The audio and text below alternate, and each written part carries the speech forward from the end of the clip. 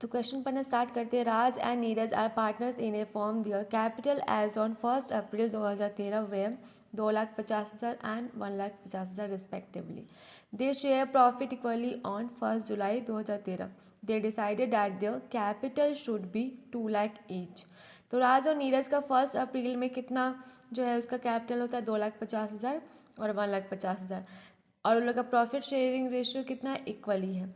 और 1 जुलाई को ही उन लोग का जो है कैपिटल कितना में कन्वर्ट हो जाता है, 2 लाख में और 2 लाख में, दोनों का 2-2 लाख। ठीक। The necessary adjustment in the capital way made by introducing और विड्रॉइंग कैश। तो जो एडजस्टमेंट हो रहा है वो किसके थ्रू हो रहा है, या तो इंट्रोड्यूस हो रहा है कैपिटल या तो विड्रॉ हो रहा है कैपिटल। ठीक। Interest on capital is allowed at 8% per annum. तो इंटरेस्ट कितना है, 8% पर एनम, पूरे साल का जो है 8% है। ठीक। Compute interest on capital for both the partners for the year ending on 31 मार्च 2014। तो 31 मार्च 2014 तक का हमें इंटरेस्ट ऑन कैपिटल निकालना है।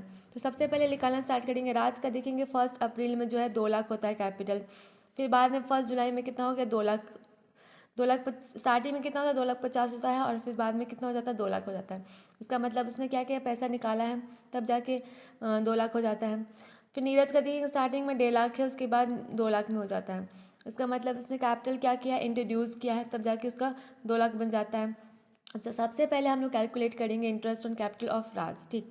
1 अप्रैल से लेकर 1 जुलाई के बीच में कितना मंथ होता है, 3 मंथ होता है। उस समय तक उसका कैपिटल कितना होता है 2,50,000 होता है। 2,50,000 मल्टीप्लाई 3/12 मल्टीप्लाई 8/100। ओके। अब इसके बाद इसको कैलकुलेट करने के बाद कितना आता है 5,000 आ जाता है इसका आंसर। उसके बाद 1 जुलाई से लेकर 31 मार्च के बीच में 9 मंथ, इस बीच में कितना उसका कैपिटल होता है 2 लाख होता है।